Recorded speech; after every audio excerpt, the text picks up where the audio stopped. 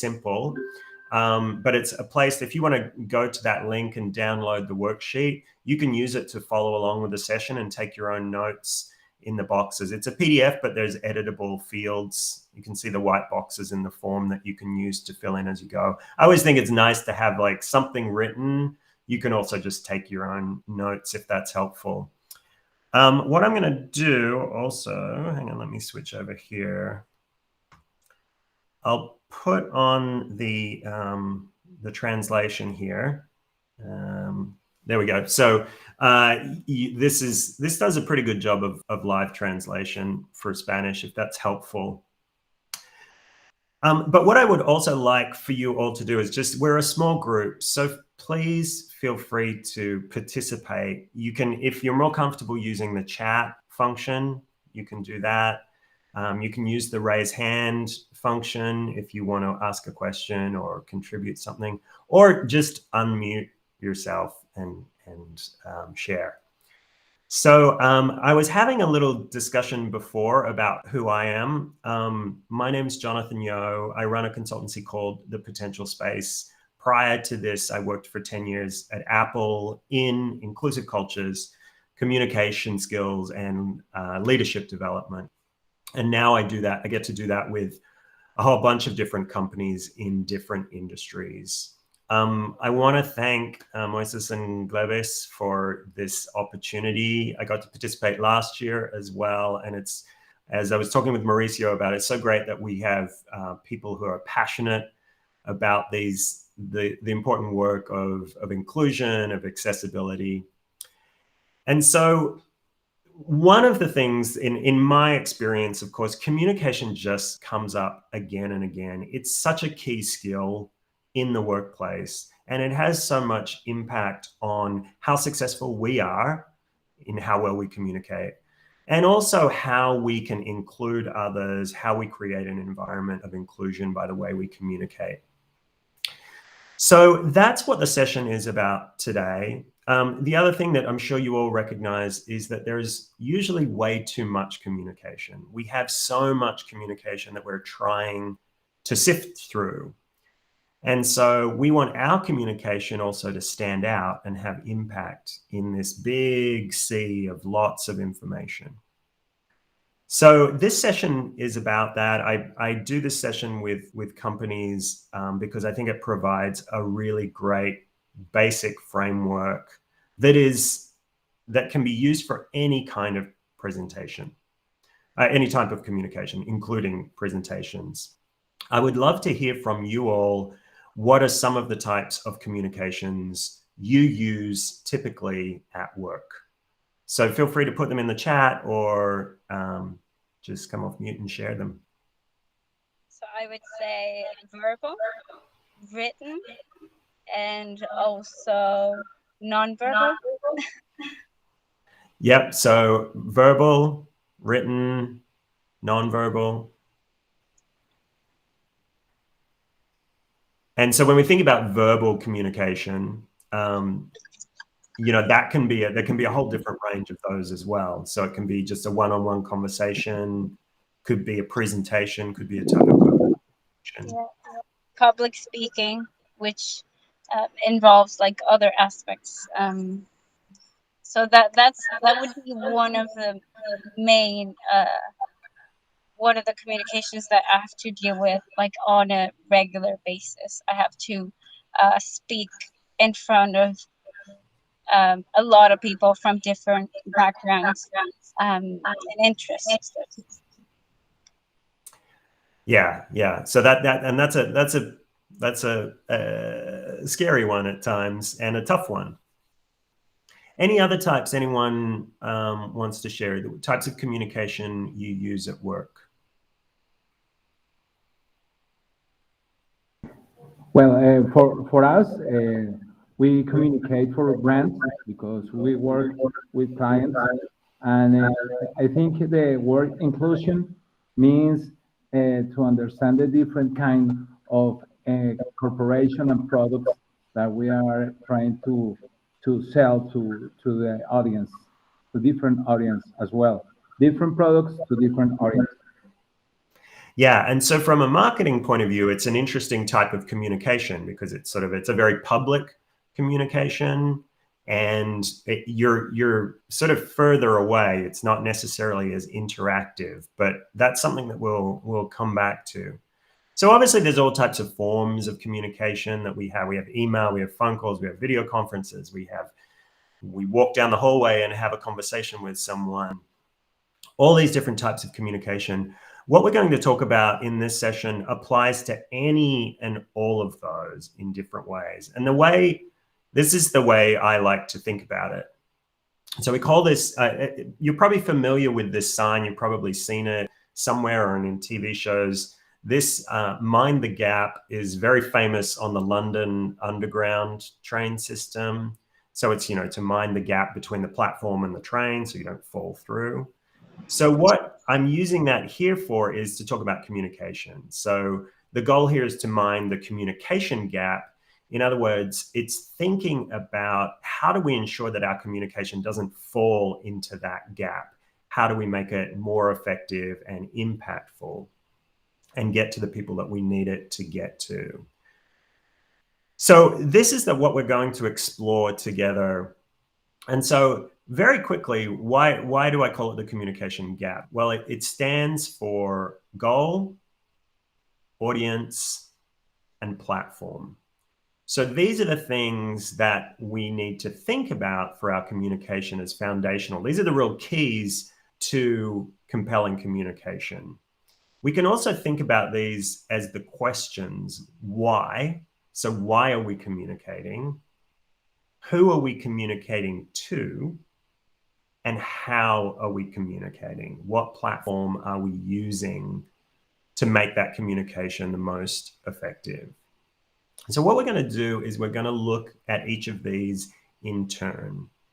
And again, if you have the worksheet at the link, feel free to use that in each section to take your own notes.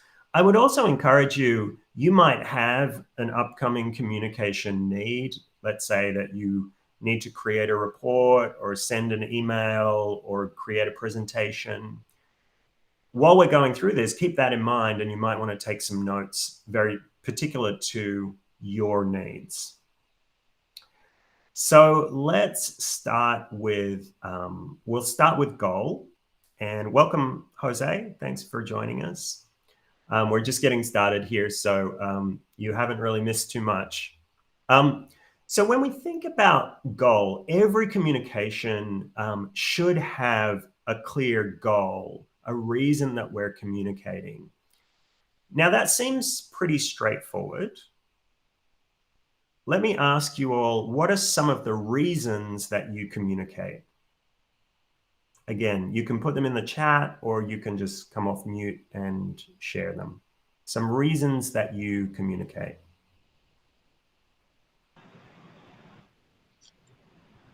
Thanks, Alondra, in the chat to express your ideas. Yeah, share ideas. To share information, to make decisions within a group of individuals, not necessarily just on your own, but involving other people. Another reason, it's just part of life. It's part of living in a community. I think it's a key aspect of living with other people and exchanging products, services, and information itself. Yeah, and you raise a bunch of interesting things there, Carla. I mean, yeah, it's sort of innate to what we do as humans. I mean, it's not just particular to humans. Plenty of other species have communication is part of how they live and survive and succeed. So it's kind of foundational. So some of it can, be related to survival. We need to communicate to survive. And then I like that you sort of talked about sharing information within a group in order to make a decision or something. And Mauricio put in the chat, expecting an action. And it's really great to see that because that's one of the key themes that we'll talk about, the importance of action. Alondra also added convincing people. Yep. So a lot of work communication might be about convincing people. So let's look at, and Cecilia, you're also sharing new information, updated information. So let's look at, here's a couple of things. You covered a few of these things in your suggestions. The list on the left is a little bit different to the list on the right. Can anyone give a guess or an idea about how is the list on the left different to the list on the right?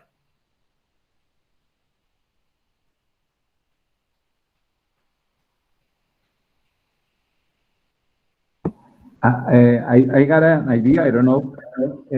Sounds like in the column in the left are just information, and in the right are communication, are something that just for two ways, in two ways. Yeah, the left one way, the right in two ways. You expect something from somebody. Yeah, and actually you covered it really well in your comment in the chat, Mauricio. It's the right is actually about an action. The left is a little bit more passive. It's might be providing information, but there's no clear action that's subsequent to it. Whereas the right, there's clearly an action that's involved. And this is something that is really what I want to encourage you all to do when you think about communication is find the action. There actually is an action usually in every type of communication. It's just often we kind of don't quite get there or we hide it. So let's look at a couple of examples and I'll show you what I mean. So I mean, the first one, hang on, there we go. Okay, so here's a classic, this is sort of a goal. I want to give an update on a project and this has already come up. It's not really clear what the action is here, but we can get to it simply by continuing to ask the question, why? So if we sort of go, okay, I want to give this update, but why do I want to give this update? Why is it important? Why is this update needed? So a suggestion might be so that the team can adjust to new deadlines, right? So that could be one possibility. And that full goal, I want to give an update on a project so that the team can adjust to new deadlines. That gives us a goal with an action. And you'll see in a minute why that is so much more powerful. Let's look at another example. I want people to know about an upcoming event. Okay, yeah, sounds like something you might do an ad for or a marketing campaign for, but why? Okay, so internally, it might be so that they can help with the marketing effort. Okay, I want to share this information about this event because I need help. I want to get people involved in getting the word out in marketing this. There's the action. One more. I need to inform people about an upcoming change. Okay, yeah, we probably do a lot of this at work. Let's dive in a little further. What is the why? So that they can advise their team about the impacts. Could be one possibility. And one more, I want to share a new idea. Okay, and that came up in Alondra's suggestion.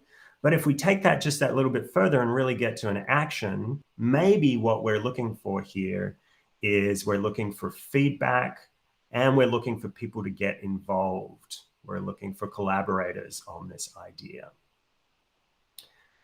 So if we can push ourselves to take that first part of the sentence and extend it out to include the action, we have a much more powerful goal. Let me ask you now a question.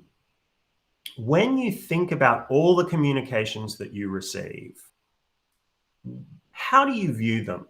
So when you get an email from someone in your organization, is that the kind of person that you sort of roll your eyes a bit and go, oh, here we go, more stuff from them? Or if they're presenting at a meeting, you're kind of like, yeah, I can probably just tune out for this one. Or are there people in your organization that you think, oh, if they're calling me or if they're sending me a message, if they're trying to communicate with me, then I want to listen because I know it's important. This is what I call your communication reputation. So thinking about what is your communication reputation.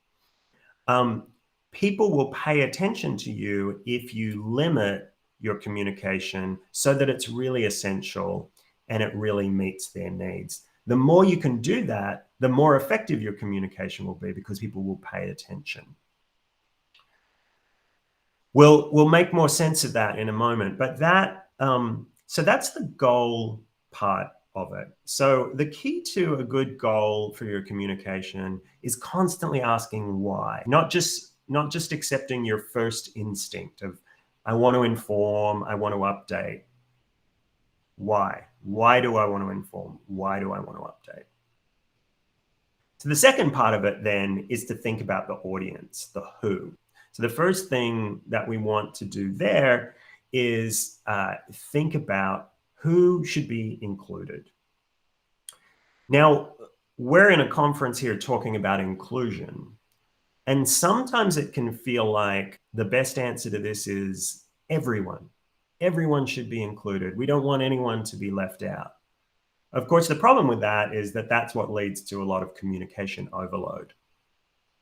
And therefore our messages don't get heard because there's too much communication. So we actually do want to be thoughtful. We don't want to include everyone, but how do we decide? I like to think about it in 3 different categories that help me make sense when I'm deciding who to communicate to. So the first one is, who is essential to the communication? The second broader category is, who is connected to this idea or this project? So they have some involvement. And then again, the broader category beyond that is, who is affected? So it's not as strong, but maybe they've got some stake in it. So if we look at those 3 categories, what I mean by each of those is, like, if we think about who's essential, they're probably our collaborators, the people we're working with side by side on the idea, on the project, on our team. And so generally, we definitely include those people. If we've got something to communicate and we've got people that are in that essential to that communication category, then we're going to include them. For people that are connected, we might think of the connected people as contributors. They're not necessarily fully engaged with the project, the idea, the topic, but maybe they have some things to contribute now, in the past, maybe in the future. So they kind of fall into we'll probably include them. And I'll get to how we get more certain about that in a moment. And then the other category we have is the affected category. And we can think of them as our customers, our clients. They could be internal or external. These are people that have some, if we're making decisions, if we're taking on new strategies and they're affected, then we may possibly want to include them in our communication. So we've got 2 categories here where we've said probably and possibly. So we need to make some decisions then on that. So let's look at a couple of questions that can help us filter whether we put them in the yes, include them, or no. So the first thing, if we're thinking about our goal and our communication, is this something that's going to change their work or environment? For me, then that's usually a yes, let's include them then in the communication. Is it something that they need to know about right now? And that's important, the right now. Then yes, I would include them. Maybe if it's something they don't need to know about at the moment, but maybe in a few months' time, then we don't need to include them right now. Have they asked to be included?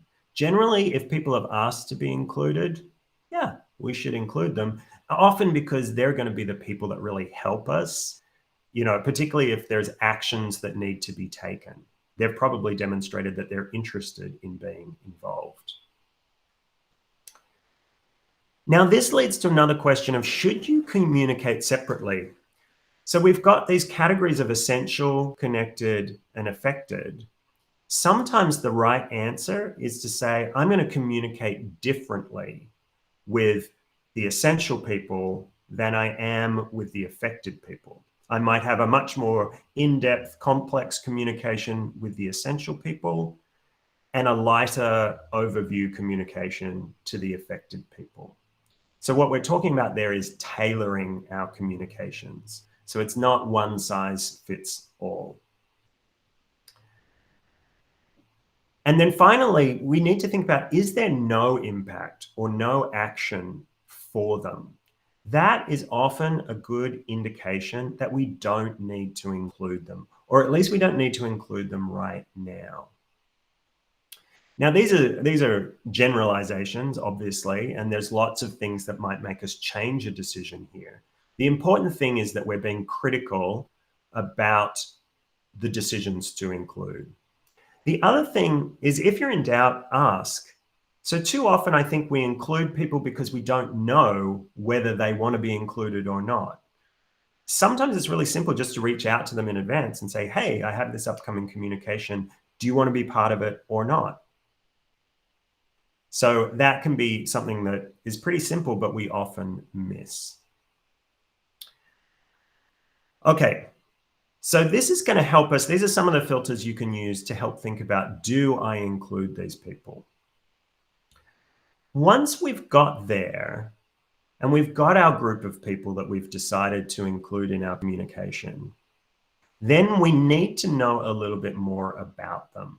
We still need to keep asking the question, not who are the people who are going to be included, but who are these people that we have included? So a couple of things to think about in order to understand who our audience is. The first is, what do they know? What do they know already about this topic, this idea, or this project? What do they need? What information are they seeking? What information can we share that will be important to them?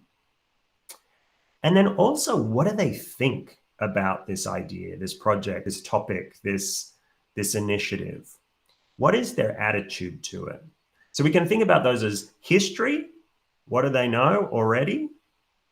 Context. What else do they need to know? What new information can we provide? And attitude.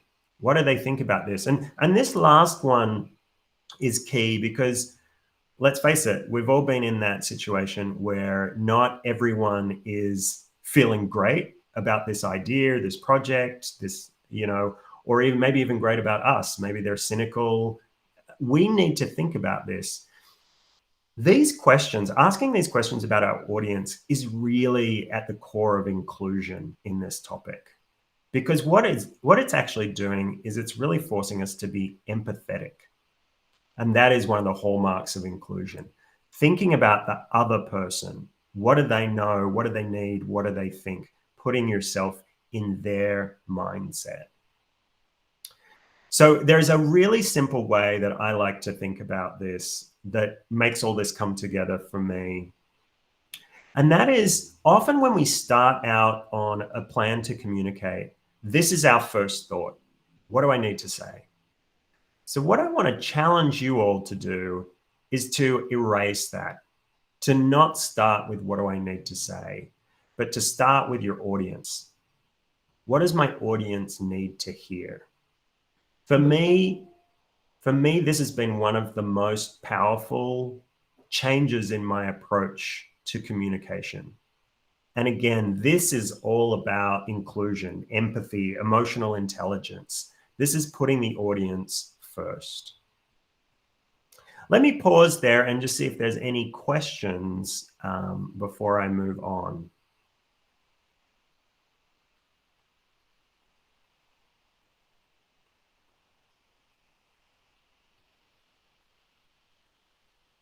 No, feel free to put any questions you have in the chat as we go along. Let's move to the last element of the communication gap, and that's the platform. So the platform is all about how. And of course, we have many options, as we talked about in the beginning. We've got emails, we've got video conferences, we've got conversations. The question when we're trying to decide about these is, what is the most effective? And what we want to do, first of all, is go back to our first two principles. We want to think about what is the most effective for the goal. And remember, that is the action goal that we have, not just the first part, which might be to inform. It's the so what part of the goal. What's most effective for that to get us to our action? And what's most effective for the audience? These are the two key things. And then we have a few other things we probably want to think about for choosing the right communication platform. Organizational culture can be very important. We all probably have different ways in our organizations that we typically communicate. When I was at Apple, the standard for communication, it was very, if you had something relatively important, you set up a meeting, you prepared a slide deck, and you took people through a slide deck. And the slide deck had certain standards to it. Very similar to, obviously, this is the way I've been trained as well. Very few words in the slides. We use them as talking points. But that was very much the expected way. Now, in certain parts of Apple, you might see, I worked a lot with the operations org, and they would have certain types of emails that were very key communication emails. Whereas in other parts of Apple, people didn't pay that much attention to emails. They kind of got ignored. At Amazon, you might have heard Amazon has a very interesting tactic for their meetings where they put together like a 6-page report that is at the beginning of each, you read before the meeting, and you have to have all your material provided before the meeting to give people a chance to read it.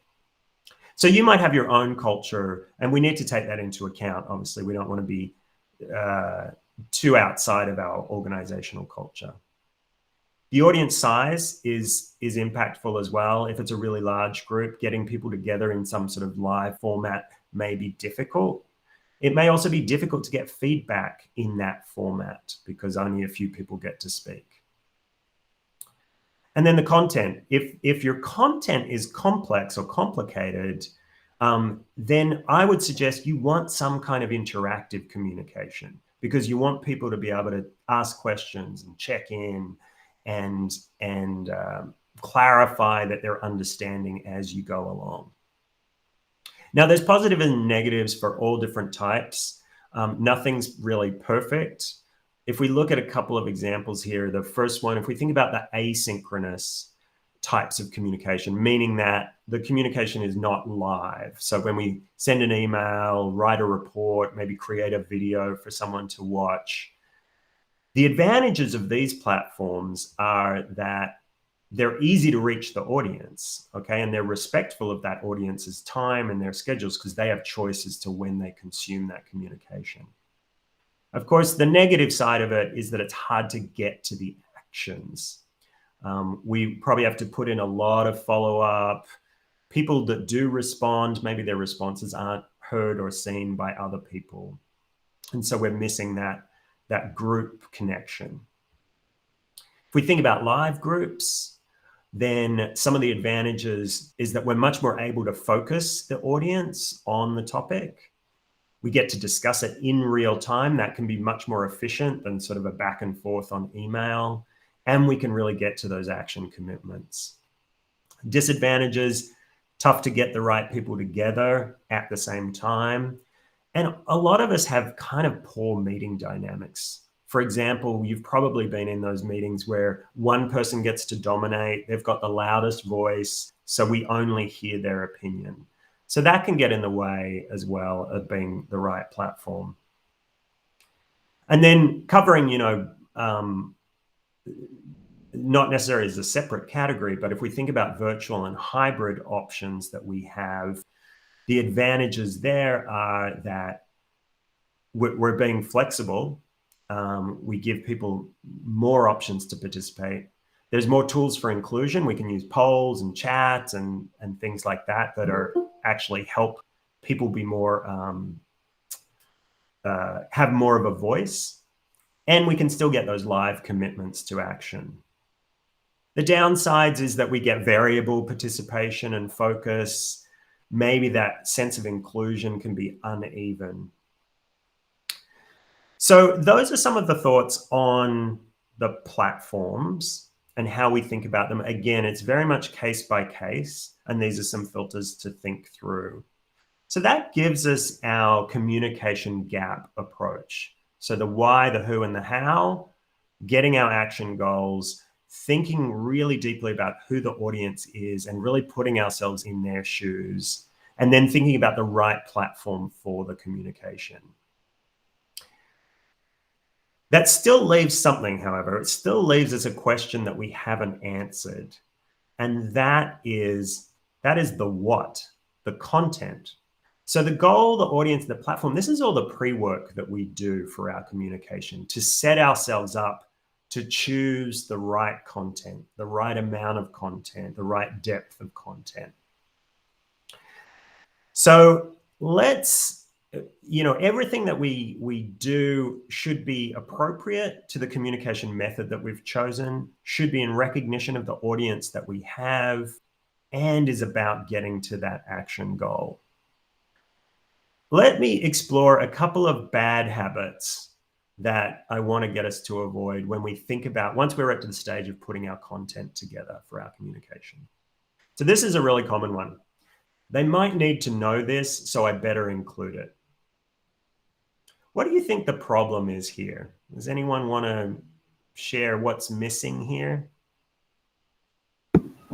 I have an idea, because Yeah, it's probably you always want to feel all the solutions that you think in that you have to tell the audience, and it's going to be huge, because there is a lot of good things about everything you want to communicate. In my case, where I am talking about products, but I think this is in communication in general. Yeah, so there's all this information that we kind of think could be good to include, could be useful, could be beneficial. What's probably happening here is that we don't know our audience well enough. We need to go back to that audience question and really ask, who are they? What do they already know? And this is going to mean that we're not so unsure when we get to this question. Carla, I see you have your hand up. Oh yeah, I was just gonna mention that when I read that, I just saw that while I'm communicating, I'm just making an assumption. So communicating basing my communication in an assumption it's not effective. Because of the same reason you just mentioned, you don't necessarily know the audience and what is most important to them. As in, everything is important to me, so I'm just going to include everything. Yeah, exactly. Yeah. And that's I mean, you're getting to a key tip, which is people are only going to take away a couple of things. If there's one thing I've learned in all my years of doing lots of different types of communication, people don't take away a lot. And so the more you put in, the less they're going to take away. And again, if you're feeling this like, oh, I don't know, they might need this, it should be a clue for you to say, let me go back and check what my audience needs. And it might be that I need to pick up the phone and say, hey, you're coming to this meeting, where are you at with this? Do I need to cover this? Just doing that kind of quick check. Let's look at another example, okay, which is sort of similar, but not everyone's at the same stage, so I better start at the beginning. Okay, this could be, again, this might be another situation where you want to tailor the communications. If some of your audience is not as up to speed, then maybe you do a little pre-meeting with them or a pre-communication to get them up to the same level, rather than kind of wasting everyone's time to cover the beginning for a few people. This is tailoring your communications. And again, that's being really respectful of your audience. Another example here, I see this a lot, and I've been guilty of this quite a few times. When we're talking about a project or something, we're like, this part was really hard. People need to understand all the effort that went into it. Okay, is this about your audience or is this about you? It's probably about you. Okay, so yes, you've worked hard, but does the audience need to know that? Is that what they need to hear, or is this what you want to say? And if you're feeling like this, oh, but I put so much hard work in, go and tell your boss about that. Your boss is the person that needs to know how much hard work you put into it. Probably not necessarily your audience. Mauricio. I have to tell this because you work in Apple. There is a funny content in YouTube that the difference between Apple and the competition, and how Samsung and all others communicate the products, because Apple is always very clear, simple, minimal, and the other ones, for example, in packaging, communicate everything, as even the size of the batteries, everything. Yeah, and so and it's interesting. There's a couple of things from Apple. So a constant theme within the company is focus and simplify, and you can see that. You can see that in the way they market. You can see the way they present the products. And for some people that's like a limitation, right? It's too simple, or it's too kind of controlled. But obviously they've been incredibly successful with that because it's very clear to people what the message is. And then the other thing you bring up is sort of what we would talk about as Apple, is like talking about benefits rather than features. So, and the thing is, the benefits really connect to the audience. What is this going to be for the audience, rather than just, this is the fastest processor, or this is like, so the focus on the benefit of having a faster processor, rather than just talking about this has a really fast processor. Another one that we probably all encountered, particularly in meetings, is like, oh, I've only got 10 minutes, so I'll just speak really fast to get through all my content. Again, it's the same problem that Carla brought up before. If it's like, it just means all your information is going to get lost because no one's going to be able to follow it. Time constraints, I've come to recognize that they are a gift, not a problem. Time constraints force you to focus and simplify. And the reality is, we have so much information coming to us that even if we have 10 minutes, people are probably going to remember as much from that 10 minutes as they will remember if we had an hour. So if you've got 10 minutes, reduce the content. Don't speak faster. And then the final thing I will say is, this might seem fairly benign, this okay, any questions? But this is so often how we end our communications, whether it's an email, whether it's a meeting, it's sort of this any questions. Now, it's a good idea to get questions. It's a good idea to encourage questions in your communication. But what I want to encourage you to do is don't end with this, because if we end with this, we are not ending with our goal. We are not ending with the action and the commitments to the goal. Have the questions, yes, but don't end with them. You might go back to the goal, back to the actions. Okay, so just to summarize real quickly, I know we're kind of coming up to the top of the hour, and we started a bit late, so hopefully you don't mind going a little longer. I know it's getting late in the evening. But I'll just cover a couple more things before we finish up. So what goes in then, based on what we've talked about? The context that they need. So this is really about being audience-minded, as I keep saying. What information is critical? Only the most important information, not a bunch of extra stuff that might maybe be needed. We want to state the relevance. We want to tell the audience how it connects to them, why it's important to them specifically. Don't just leave it for them to make that connection. Be explicit about it. And then, of course, actions. I keep coming back to actions. What are the actions required? What are the actions we're asking for? What are the actions we expect people to take or we need help with? So if that's what goes in, then what stays out is just in case. So if you hear yourself saying, I'm going to put this in just in case, then it means you're unsure and you need to do some work beforehand to find out what your audience needs in most cases. Or you might need to get clearer on your goal. Supporting details. Now, they can be available in some other format. Maybe there's a supporting document or a website you can send people too, but don't distract with all the supporting details. Unrelated subjects. Sometimes, particularly in meetings, we're like, oh, well, I've got everyone together, so I'm also going to cover this really quickly. That dilutes our primary message. So try to avoid putting unrelated subjects in your communication. And again, what stays out is your hard work, okay? People don't need to know about your day-to-day hard work. That is your job, okay? Talk to your manager or your boss about that. Don't talk to your audience about that. They expect you to work hard. All right, so the final thing I want to cover is structure. So those are some really good filters to think about what goes in terms of content. But I want to just talk quickly about structure. Normally, if we think about the structure of communications, we think about beginning, middle, end. We have this progression. I want to offer you something a little bit different. I want you to start at the end.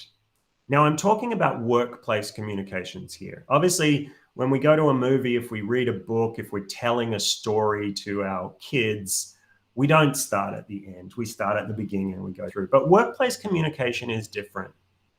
Let me just ask you quickly, why do you think it's better that we start at the end? And by that, I mean, we kind of share where we're trying to get to, what the goal is, what we need, what the conclusion is.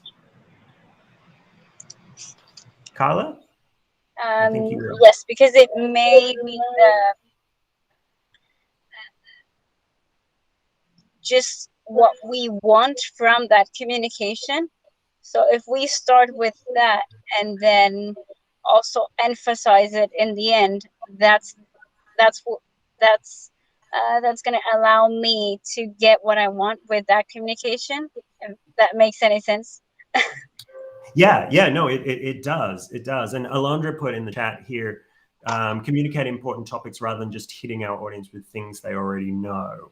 Yeah. So it's a really great context setter for our audience. Remember, our audience isn't sitting down to watch a movie. They're not sitting down going, right, okay, I've got 2 hours. Let's see where this goes.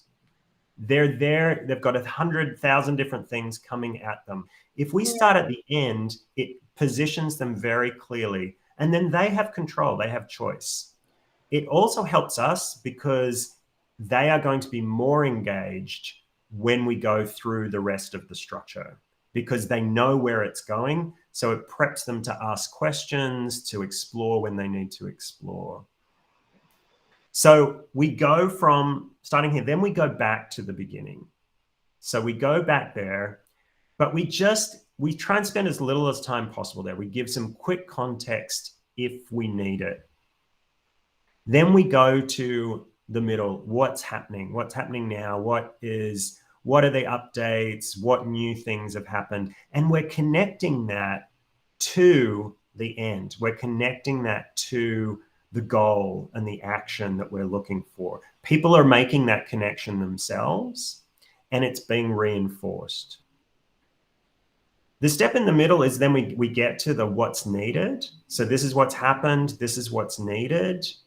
And that leads us then into the commitments and the actions and gets us back to where we started. And we started at the end. So I'm just going to pause there. I ran through that very quickly. Any comments or questions about this approach to communication structure at work? I do have a quick one. It's related to the end. Because when you said just never finish any communication with, are there any questions? What would be something like a quick 1, 2, maybe a phrase that I could end my emails like from now on, something that I could apply tomorrow morning to my emails and be more effective with them? Yeah. So, and again, I'm not saying that you shouldn't invite questions, and particularly with email where it's just one way, like there's no possibility within the email to answer a question. It needs to then go back and forward. So it's totally fine to invite questions. What I would leave the email with, and I would also start it with, is the action that you need or want or might need or want. And so that way you're using the same process. So in the way I would do that is instead of say, let's say I'm looking for someone I need some input from them. I need an opinion or advice. I would put that in the subject, looking for your advice on this project. I would start it off with, hey, so-and-so, I really need some help with trying to decide this. I would then give some of the context that I need to give, limited, and then say, so, you might have some questions. If you've got any questions about this, please respond back. Once again, if you could provide me this advice or whatever it is I'm looking for, that would be great. Thanks, Jonathan. Does that make sense? Yeah, total sense. Like I'm starting tomorrow morning. Great. And Mauricio, you've got your hand up as well. Yeah, you tell us in the beginning, amazing concept that is a reputation of the communication. I like a lot because it's powerful and means a lot of things. And we can discuss this thing one semester in the university. But how the amount of communication and insist in a single subject day by brands can affect the reputation. What do you think? Yeah, and I think let me see if I'm answering what you're asking. Our reputation is built over time. So if we're the sort of person that just sends off lots of random emails to people, we're lowering our reputation. But the more we start to target those emails and be really clear about who they're for and what we need and what we want, the more we can sort of build up our communication reputation.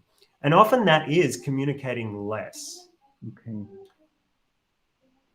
There's a few different practical ways we can do that. I mean, one of the things that I've seen in a lot of companies, particularly if it's a strong email culture where there's a lot of email, often people decide, that there's a meaning if someone's in the subject, in the to field, that means you're expected to take action. But if you're in the CC field, you're like someone who's affected. You're not expected to take action. It's information only. That's something that sometimes people decide. I think that's okay. I think sometimes that's also used for people then just add 50 people into the CC field, because why not? And again, you just create noise. Yeah, but thank you, because that concept I think is great. All right. I know we're a little over, but I want to finish. As I said, I don't believe that people take away a lot of information from any communication. So I want to summarize with 3 key things that I really hope that you will take away. The first one we just talked about, start at the end. Challenge yourself to start at the end. It's not a mystery. You're not taking people on a detective journey. Start at the end with your communication so people know what you're going to communicate about and they're oriented and ready to absorb and listen. And the second thing is make it about action. Push yourself to turn your goal into an active goal. And then the third thing is make it about them, make it about the audience. And this is really the inclusion part of it. Inclusion is about empathy. It's about emotional intelligence. It's about thinking out of ourselves and getting into the mindset of others. Communicate what they need, not what you want to say. So that is my summary.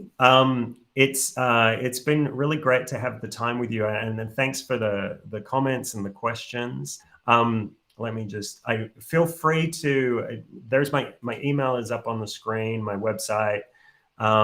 Feel free to follow up with me by contact me in any way that you would like to. I'm also happy to hang around now for a few minutes to answer any questions, but I know we're a little past the time that we said. So for those of you that need to drop off and probably go and have dinner, please do so. But thanks, everyone. And again, if you've got any questions, yeah, happy to answer them. Thank you, Jonathan. Amazing. Thank you very much. My pleasure, Mauricio. Thank you.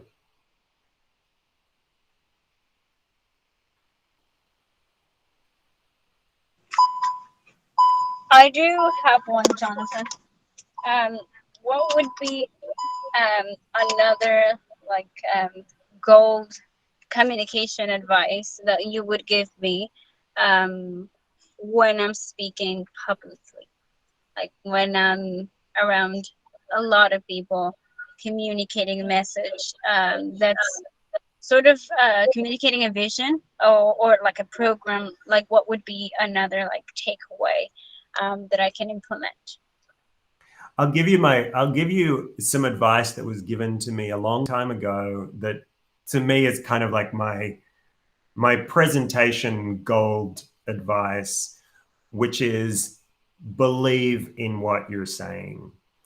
And it sounds really simple, but I learned this. I went to a presentation skills session. This is years and years ago. And they said, you know, the most important thing to present well is to believe in what you're presenting. And so sometimes it sounds like, I mean, you're probably working in stuff you're pretty passionate about. So it's not hard to find that belief. And what I would do is focus on that, because then you let go of some of the stuff that can get in the way, like, oh, you know, what's coming up on the next slide? What hang on, what was the point I had to say? If you focus on the belief and really center yourself in, I'm really passionate about this. I really believe in it. Then you become much more authentic because you're talking from the heart. You have all your slides and all that, or you know, your talking points, but if you get lost, just come back to the belief.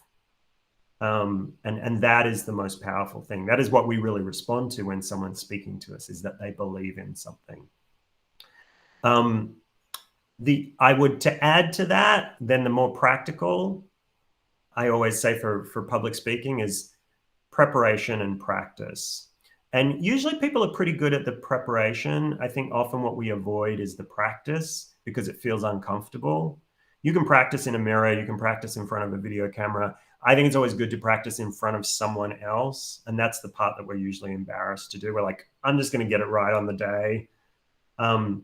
It never goes that well when you practice in front of one person because you don't have that energy. You don't have, but then that prepares you to be so much better when you're actually delivering. So that would be the thing. First of all, belief, then preparation, and then practice. Thank you so much. And thank you for the presentation. It was really like down to earth. It's very practical. A lot of value in less than in just like an hour. So thank you very much for it. Yeah, my pleasure. Thanks so much, Kyle, and thanks for all your input. Radea, am I pronouncing that right? Radea? Yes, it's Rodea. First of all, I want to thank you for all the presentation. It has been very good. I can't be at the beginning, so I probably uh, lose some part of it. And excuse my English is not like very good. It's um, it's good, Radea. Don't criticize yourself. okay, thank you. And I have a question. I am a teacher at school in high school. Mhm. So when you said that you have to be part of the audience, or like you have to that inclusion means like to be in the shoes of the audience, so you can target like the things that they are interested to. For me, it's sometimes very hard to be a on that shoes, or like to be a part of them. And I want to know if you have some advices or some tips for me to be inclusive in that way. Yeah, let me ask you a question. Why do you find it hard to be in their shoes? Is it because they're I don't know. What yeah, why do you find it I hard to find be in it there? hard because sometimes I feel that the things that I supposed from them that it's going to be interesting for them, uh, at the end it's not like so attaching to them. Hmm. Yeah, look, I think there's a few. One thing I would say to that is like we're always learning, right? There's in terms of what is going to be important or meaningful to an audience, there's two ways that we tend to learn that. One is to ask them. Now, maybe as a teacher, if these are high school students, it's a bit of a different relationship, right? So you don't go to your students and say, hey, what's going to be interesting to you today? Because, there's things that you have to teach them. Yes. But also I think, and I've certainly found this, sometimes we just learn through the process. If something works or if something doesn't work, if people find it interesting or they don't. I mean, I do a lot of workshops and I try and think as much through about who the audience is and what I think or understand that they will need. But I won't get it right every time. And I'll just try then to be conscious of what is working and what's not, and then use that for the next time. So, I'm constantly, like a workshop like this, I'm constantly evolving and changing based on the experiences I have delivering it as well. So I would say, like, I'm a big fan of, like, we learn most from the things that we don't get right. And that's our most powerful growth, right? Is not avoiding the things that didn't go well, but leaning into them and going, oh, why didn't that work well? Okay, what can I do differently? So I don't know if that's helpful in your situation. I think if I think, like, I mean, when you said you're a teacher and I think about high school students, and of course there's a lot of things that they're not necessarily going to be like, oh, yay, wow, we're here to learn. Hey, this is great. But, I would be thinking about what's the way that I can make this topic more connected to them and their interests. And there's not always a way. Sometimes, you just gotta move through. Okay. Thank you, Jonathan. Mm, Sure. I hope that was of some help. yes, it was. It was. All right. And I can see the question here from Alondra. So we need to communicate important topics rather than just hitting our audience with things. That was from a while before. Yes. Okay. Yes, Alondra. I got the answer later when you continue like explaining. So thank you. Yeah, my pleasure. Thanks. All right. Any other questions before we close things out?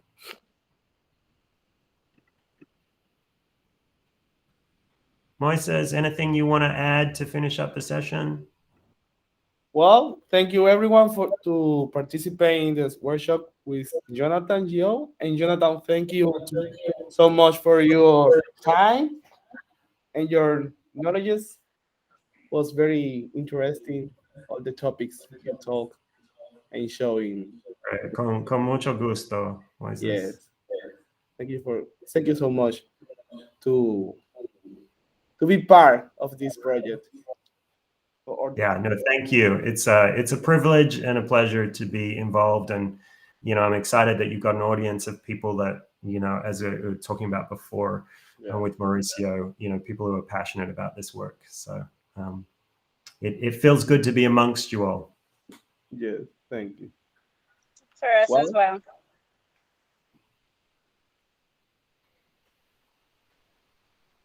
All right. Well, thanks everyone, and have a great evening. Buenas noches a todos. Have a great evening, Jonathan. Bye-bye. Bye. Thank you.